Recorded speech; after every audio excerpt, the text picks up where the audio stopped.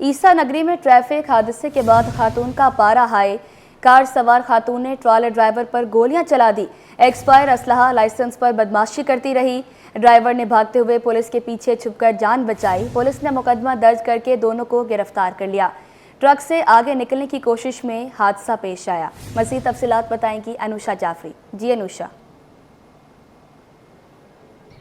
जी बिल्कुल, देखिए ईसा नगरी के करीब एक ट्रैफिक हादसा पेश आया, अनोखा ट्रैफिक हादसा जिसमें ट्रॉलर और एक लग्जरी कार की टक्कर होती है, जिसके अंदर लग्जरी कार में खातून सवार होती है और ट्रॉलर में ट्रॉलर का ड्राइवर होता है सवार। जैसे ही टक्कर होती है, ये पीछे मेरे कैमरामैन आपको दिखाएंगे, ये वो लग्जरी गाड़ी है फॉर्च्यूनर, जिसके अंदर एक अलीशा नामी खातून सवार होती है। जैसी टक्कर मारता है ट्रॉलर, खातून तैशना आती है, उतरती है, गुस्से में अपना 9mm का पिस्टल निकालती है और ट्रॉलर ड्राइवर पर गोलियां चला देती है। जिसके बाद पुलिस मौके पर पहुंचती है और मौके पर पहुंचने के बाद पुलिस जो है वो खातून और ट्रॉलर ड्राइवर को गिरफ्तार कर लेती है। जिसके बाद जो है वो उनको पीआईबी थाने मुंतकिल किया जाता है। उसके बाद उनको कोर्ट में पेश किया जाता है और इन दोनों को कोर्ट में ले जाया जा चुका है। साथ ही साथ अगर मैं आपको बताऊं तो इस गाड़ी के शीशे जो है मुकम्मल तौर पर जो है वो काले जो है वो नजर आ रहे हैं। ये फॉर्च्यूनर है जो कि जिसका नंबर जो है वो भी जो है वो लगा हुआ है, नंबर प्लेट BH0897। लड़की का बैकग्राउंड क्या है, लड़की कहाँ की रहने वाली है, अरीशा आमिर उसका नाम बताया जा रहा है। कहाँ की लड़की है, इस हवाले से अभी इन्वेस्टिगेशन जो है वो की जा रही है। दिफा 337 की हद को पहुंचता है ये जो है और वाकई का मुकदमा थाना पीआईबी में जो है वो दर्ज कर लिया गया है और इन्वेस्टिगेशन पुलिस की जानिब से दोनों को जो है वो कोर्ट में पेश कर दिया गया है। पुलिस ने जो है वो ट्रॉलर जो है वो भी थाने मुंतकिल करके अपनी तहवील में ले लिया है उसको, और साथ ही साथ जो ये लग्जरी गाड़ी फॉर्च्यूनर है इसको भी पुलिस ने अपने कब्जे में ले लिया है और उसको भी पीआईबी थाने मुंतकिल कर दिया है। फिलहाल खातून से भी और जो ट्रॉलर ड्राइवर दोनों से इन्वेस्टिगेशन जो है वो की जा रही है। ये जो है वो रात गए वाकया जो है वो पेश आया था और ईसा नगरी के करीब हादसा हुआ था, जिसमें जो है ट्रॉलर ने जब टक्कर मारी इस गाड़ी को तो उसके बाद जो है बाकायदा तौर पर खातून ने अपने 9mm के पिस्टल से गोलियां चलाई थी। पुलिस ने जब पिस्टल मांगा था तो खातून ने अपना 9mm का जो पिस्टल था उसका लाइसेंस निकाल कर भी दे दिया था और वो 9mm का पिस्टल खातून अपने साथ रखकर इस गाड़ी पे घूम रही थी। जरा ये बताते हैं, खातून शायद मुबैना तौर पर प्राइवेट कंपनी में काम करती है, लेकिन फिलहाल अब खातून के हवाले से इन्वेस्टिगेशन पुलिस की जानिब से शुरू कर दी। माड़ीपुर रोड पर हैवी ट्रैफिक की भरमार, शहरियों की जिंदगियां खतरे में पड़ गई। माड़ीपुर रोड पर कानून की धज्जियां उड़ाने वाली गाड़ियों को कोई रोकने वाला नहीं। मज़ीद क्या तफसीलात जानेंगे शायान अली से। जी आगाह कीजिएगा।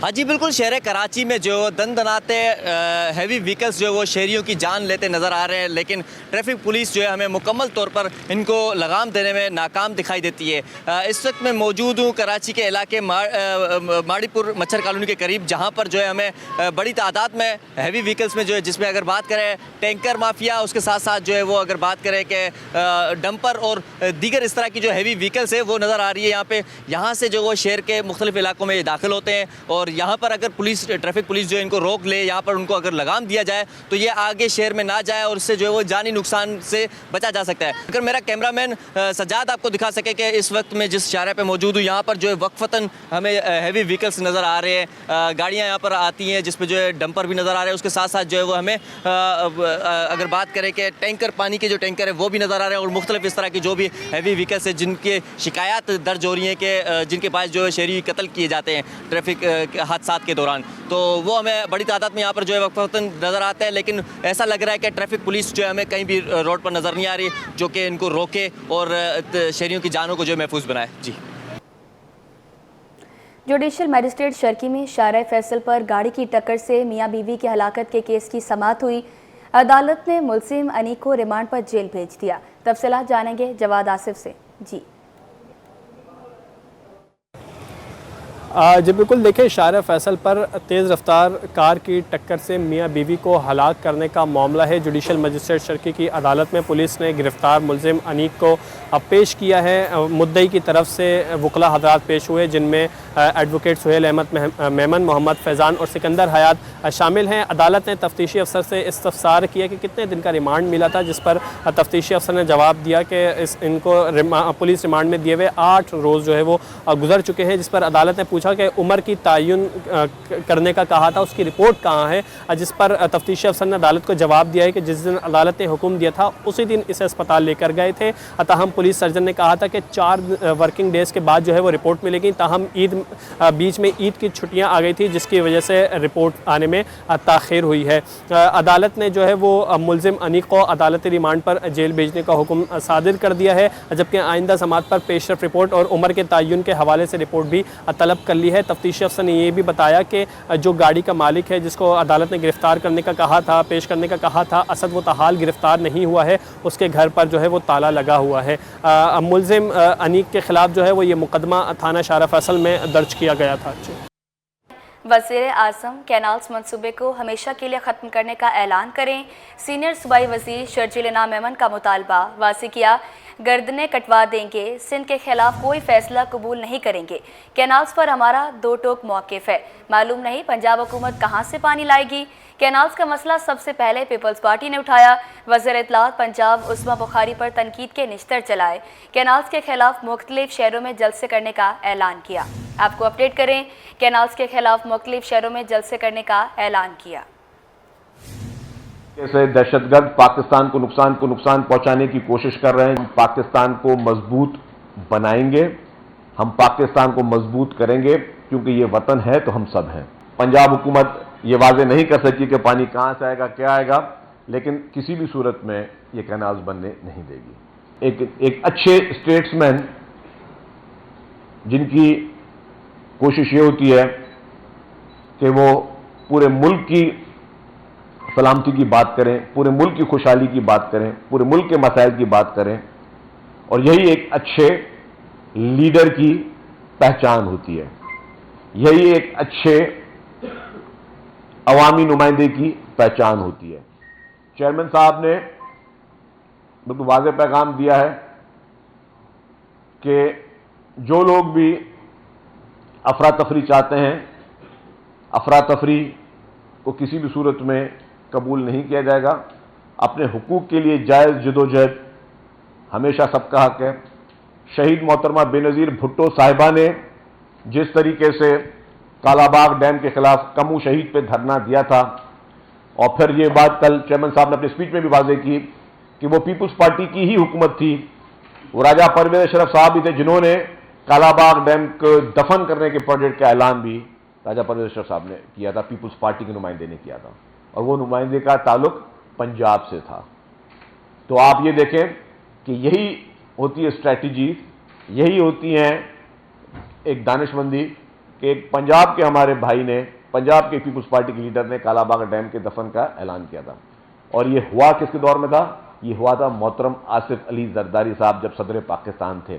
तो आप क्या समझते हैं कि सदर पाकिस्तान आसिफ अली जरदारी साहब जो उस पार्टी को भी लीड भी कर रहे थे, और जो है वो सदर साहब जो है वो पूरे मुल्क के इन सारे इशूज़ को देख रहे थे, उनकी मर्जी के बगैर कालाबाग डैम दफन हुआ होगा, उनकी मर्जी के बगैर ये चीज़ें हुई होंगी। NFC अवार्ड मोहतरम आसिफ अली जरदारी साहब ने दिया, जो कि देरीना मुतालबा था सब लोगों का। तो ये क्रेडिट भी मोहतरम आसिफ अली जरदारी साहब को ही जाता है। उस मर्द हुर ने जिस तरीके से अपने सिर्फ एक सूबे की नहीं, मुल्क के हर कोने कोने की आवाज़ को जो है वो सुना और उस पर फैसला किया। बुलेटिन में आगे बढ़ें और अब आपको बताएं, सालाना 600 अरब रुपए की बिजली चोरी हो रही है। वफाकी वज़ीर सेहत मुस्तफ़ा कमाल का इंकशाफ, बिजली की कीमतों में कमी को बड़ा रिलीफ करार दे दिया। वाज़ेह किया, हुकूमत आवाम को रिलीफ देने के लिए मुश्किल फैसले भी कर सकती है। IMF से मुआहदे के बावजूद बिजली सस्ती होना बड़ी बात है। इस गवर्नमेंट की क्रेडिबिलिटी इस बात पे कि वो बहुत मुश्किल फैसले भी कर सकती है अवाम को रिलीफ पहुंचाने के लिए। बहुत बड़ा अमल है, बहुत बड़ा कदम है। बिजली की कीमतों को कम करना, IMF के पैसे शर्त ना करना, IMF के शराइत में आप अपनी मर्जी से एक पेनी भी कम नहीं कर सकते थे, क्योंकि आपने एग्रीमेंट साइन कर रखा है उनसे, आप बिजली की कीमतें कम नहीं कर सकते थे। ये जो पिछले दिनों आलमी मंडी में तेल की कीमतें कम हुई हैं थोड़ी सी, उसका इंपैक्ट जो है वो जाना था लोगों पे। उस इंपैक्ट को प्ले किया है पाकिस्तान की गवर्नमेंट ने IMF से डील को रीनिगोशिएट करने में। ये बहुत बड़ा अमल है। नंबर इसमें एक पहलू ये है।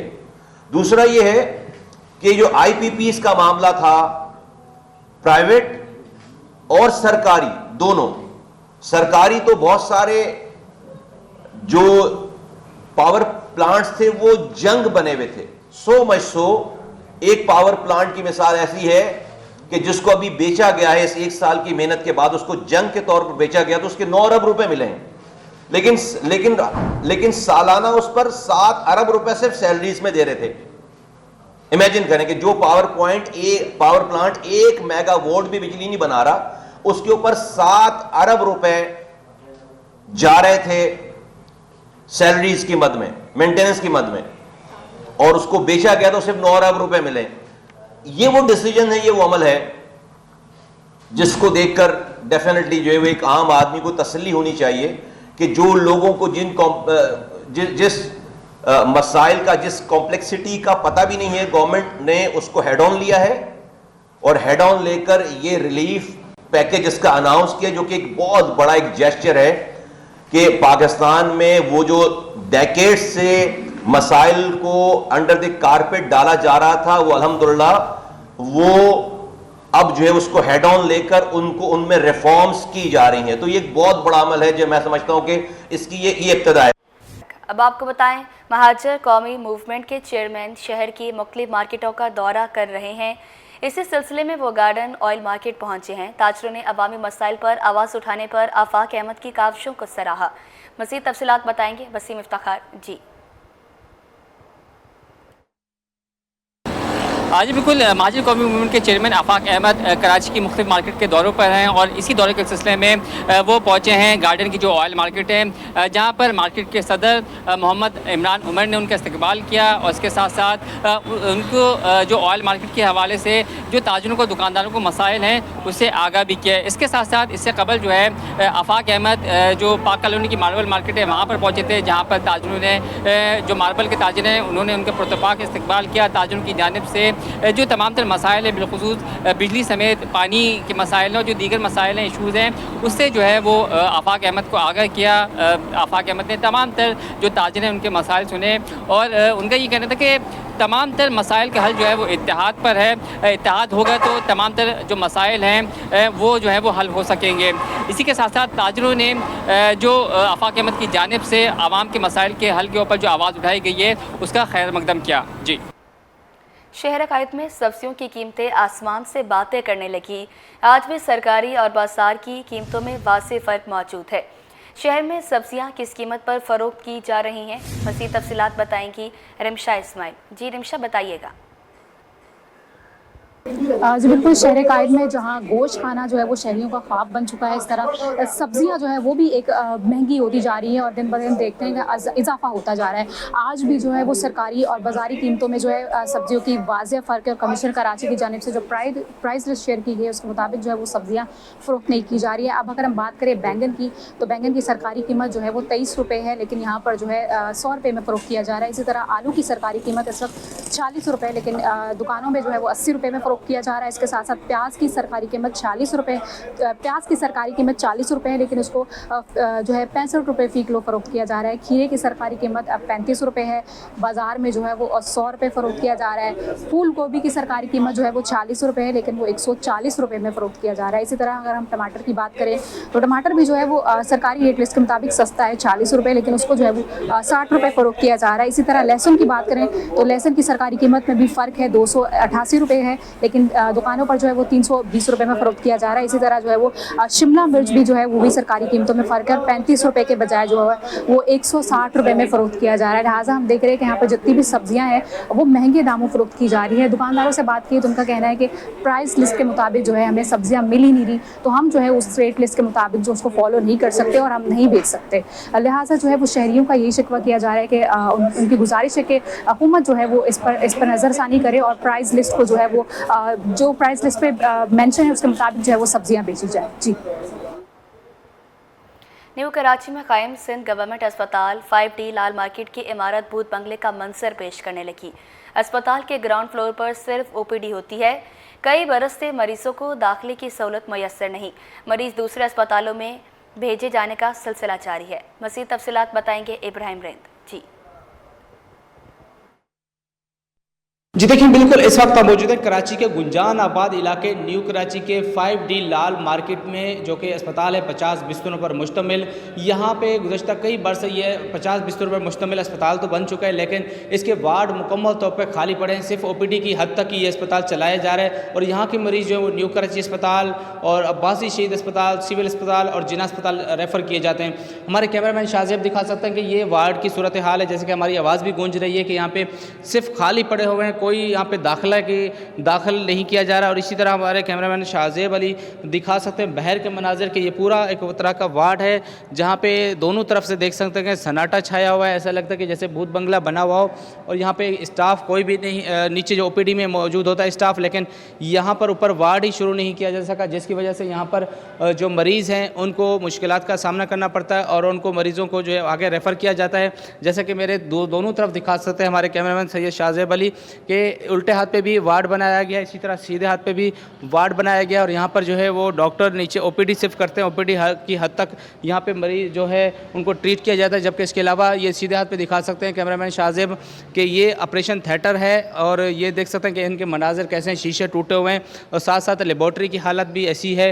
जबकि इसके अलावा ऊपर जाने वाला जो दूसरा वार्ड है वो उसको भी बंद कर दिया गया है। जबकि ये सामने का अलग वार्ड है जिसमें गायनी के मरीज़ों को दाखिल करना था या जनरल मरीज़ों को, ये भी मुकम्मल तौर पर ये गैर फाल पड़ा है, जिसकी वजह से यहाँ पे आने वाले मरीज़ों को शदीद मुश्किलात का सामना करना पड़ता है। ये लाल मार्केट है, न्यू कराची का इलाका है और ये 50 बिस्तरों पर मुश्तमिल ये अस्पताल है। जैसे कि आप देख सकते हैं कि कुछ सन्नाटा छाया हुआ है। यहाँ का तिब्बी अमला, डॉक्टर्स और दीगर अफराद भी डरते हैं कि इसके अंदर जो है वो खुदा ना खास्ता कोई जिन्नात है और यहाँ पर अंदर जाते नहीं है। भूत बंगला बना हुआ है, शीशे टूटे हुए हैं और यहाँ पर उनको अंदर जाना महाल हो जाता है। इनका ये भी कहना है कि यहाँ पर जो कोई जा नहीं सकता, दिन के वक्त भी यहाँ पर आ नहीं सकता। हमने भी अमले से बात की कि वो हमारे साथ ऊपर चलें, हमें दिखाएं कि कौन सी जगह जहाँ पे भूत बंगला बना हुआ है, वहाँ पे भूत रहते हैं और उनको मुश्किलात का सामना करना पड़ता है, लेकिन वो हमारे साथ नहीं आए। तो यही जगह है जहाँ पे ये कहते हैं कि ये भूत बंगला है और इसको फाल नहीं किया जा रहा। गुज़श्ता कई बरस से यहाँ पे 50 बिस्तरों पर मुश्तमिल ये अस्पताल तो बना दिया गया है, लेकिन इसको फाल नहीं किया जा सका। स्टाफ मौजूद है, तो इस हवाले से director health Karachi doctor Saqib Sheikh समेत दीगर अफसरान को चाहिए कि फौरी तो या ख़ास तौर पर वज़ीर सियासत सिंध को, जिनके अंडर में ये सिंध गवर्नमेंट अस्पताल 5D लाल मार्केट मसाइल का गढ़ बन गया। घंटों की लोड शेडिंग से अमला परेशान, मरीजों की शदीद मुश्किलात का सामना। डॉक्टर्स और अमला मच्छर मार आले, चार्जेबल पंखे इस्तेमाल करने पर मजबूर हैं। आपको अपडेट करें, सिंध गवर्नमेंट अस्पताल 5D लाल मार्केट मसाइल का गढ़ बन गया। घंटों की लोड शेडिंग से अमला परेशान है, मरीजों की शदीद मुश्किलात का सामना। डॉक्टर्स और अमला मच्छर मार आले, चार्जेबल पंखे इस्तेमाल करने पर मजबूर हैं। आपको अपडेट करें, मरीजों को शदीद मुश्किलात का सामना है। डॉक्टर्स और अमला मच्छर मार आले, चार्जेबल पंखे इस्तेमाल करने पर मजबूर हैं। सिंध गवर्नमेंट अस्पताल 5D लाल मार्केट मसाइल का गढ़ बन गया। घंटों की लोड शेडिंग से अमला परेशान है और मरीजों को शदीद मुश्किलात का सामना है। मज़ीद तफसीलात बताएंगे इब्राहिम रिंद। जी देखिए, बिल्कुल ये सिंध गवर्नमेंट अस्पताल लाल मार्केट न्यू कराची है, जहां पर आने वाले जो मरीज हैं वो भी परेशान है और साथ साथ अस्पताल का अमला, डॉक्टर्स, नर्सेज, पैरामेडिकल भी स्टाफ भी शदीद परेशान है कि अस्पताल में सुबह से ही बिजली की लोड शेडिंग का सिलसिला जारी हो जाता है और गुंजान आबाद इलाके की वजह से इलाके के मच्छरों की बहुतायत हो जाती है। अस्पताल में जो वो ऐसे लग रहा है कि जैसे मच्छरों की अफजाइश यहाँ पे सबसे ज्यादा है। तो सुबह पहुंचने वाला अमला जो है वो यहाँ पर आके मच्छरों को पहले जो वो मारता है जदीद आले से और उसके बाद छोटे छोटे पंखे उन्होंने टेबलों पे रख लिए कि कम से कम उनको मरीजों के इलाज करते हुए उनको अपनी हवा आती रहे ताकि ये मच्छरों से भी महफूज रखें और उनको गर्मी से भी महफूज रहे। लेकिन डॉक्टरों ने तो अपना बंदोबस्त कर लिया कि मच्छरों मारने वाले आलात भी अपने पास ले आए हैं और हवा के लिए भी बंदोबस्त कर लिया। लेकिन जो मरीज हैं जो कि मुख्तलिफ OPD में आते हैं उनको शदीद मुश्किलात का सामना है। हफ्स होती है, शदीद गर्मी होती है। इनके पास जनरेटर 5 kV का अस्पताल के इंतजामिया के पास मौजूद है, लेकिन अफसोस की बात है कि फ्यूल का बजट नहीं है, जिसकी वजह से वो जनरेटर ही नहीं चलाया जाता, जिसकी वजह से यहाँ पे आने वाले मरीज, बच्चे, बड़े और तमाम डॉक्टर्स, पैरामेडिकल स्टाफ और दीगर अफराद भी शदीद मुश्किलात का उनको सामना करना पड़ रहा है। तो इस हवाले से मरीजों ने और इन दीगर जो अमले ने उन्होंने भी हुकूमत सिंध, महकमा सिंध और डायरेक्टर हेल्थ कराची से अपील की है कि खुदारा जनरेटर के लिए इंतजाम किया जाए, जबकि मच्छरों के खात्मे के लिए भी फौरी तौर पर अस्पताल के अंदर स्प्रे कराया जाए ताकि यहाँ पे आने वाले मरीजों की मुश्किलात कम हो सके। तो इस हवाले से डॉक्टरों ने तो रोजाना की बुनियादों पे मच्छर मारने शुरू कर दिए हैं, लेकिन मरीजों का कोई पुरसाने हाल नहीं है। तो हुकूमत को चाहिए कि फौरी तौर पर इकदाम करे। जी हुकूमत को चाहिए फौरी तौर पर इकदाम करे। बहुत शुक्रिया आपका।